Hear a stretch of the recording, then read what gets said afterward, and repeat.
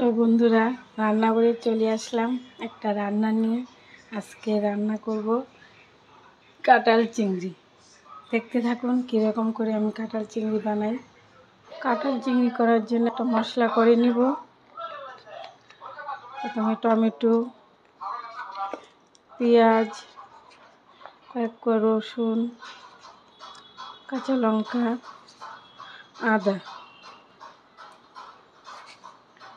1 চামচ জিরা, ধনিয়ার গুঁড়া দিয়ে পেস্ট করে নেব। মশলাটা আমি করে নিয়েছি, পেস্ট করে নিয়েছি মশলাটা। এই চিংড়ি মাছটা হলুদ লবণ দিয়ে মাখিয়ে নিয়েছিলাম, এখন ভেজে নেব।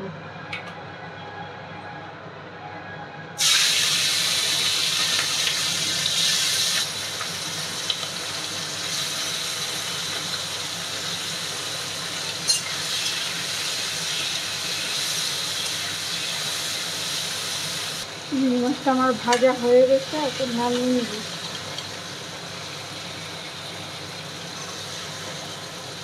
এখন আলু আর কাঁঠাল একসঙ্গে ভেজে নেব।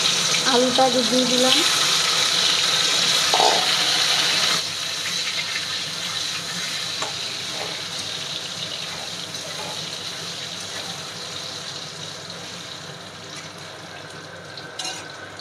কাঁঠালটা দিয়ে দেব।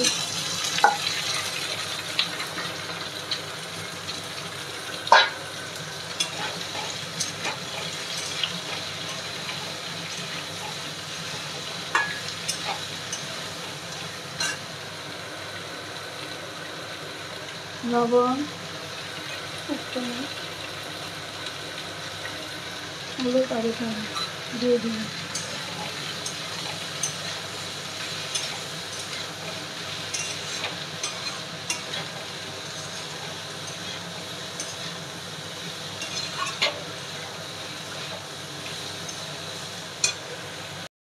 কাঁঠালটা আমার ভাজা হয়ে গেছে, এখন নামিয়ে নেব।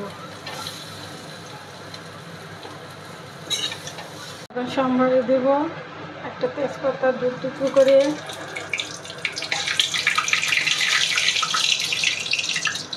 জিরা,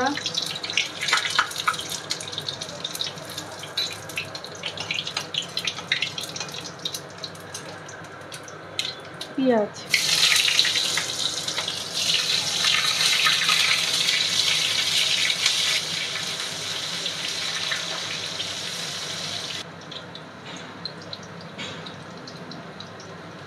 মশলাটা বানিয়ে নিয়েছি, সেই মশলাটা এখন দিয়ে দেব।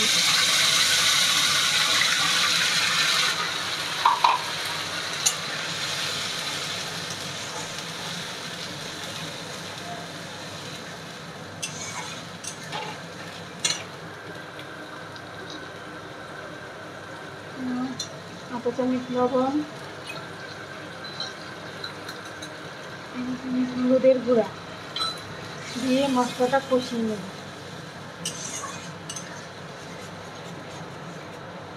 আমার মশলাটা কষানো হয়ে গেছে, এখন কাঁঠাল আর আলু দিয়ে দেব।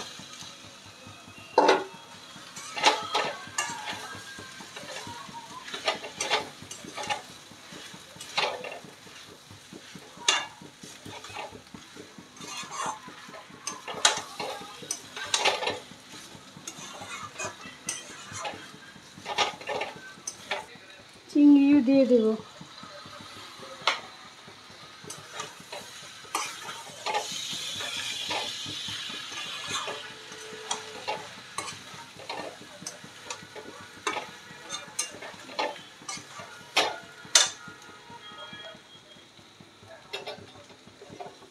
ঝোল দেব।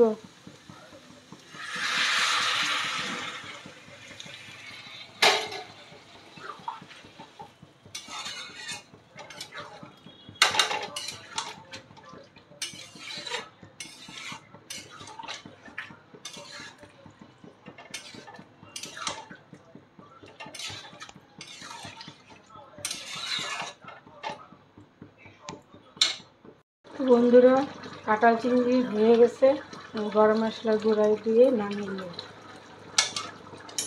ভালো কথা বন্ধুরা, আমি তো শুকনো লঙ্কার গুঁড়া খাই না, কাঁচা লঙ্কা দিয়েই করি, তাই আমার কাঁঠালের তরকারির রঙটা লাল হয় না, সাদা সাদাই হয়।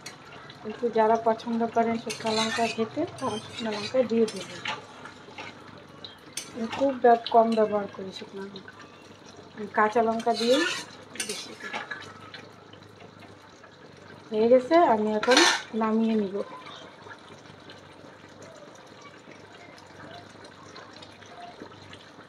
বন্ধুরা, আমার রান্নাটা কমপ্লিট। কাঁঠাল চিংড়ি এই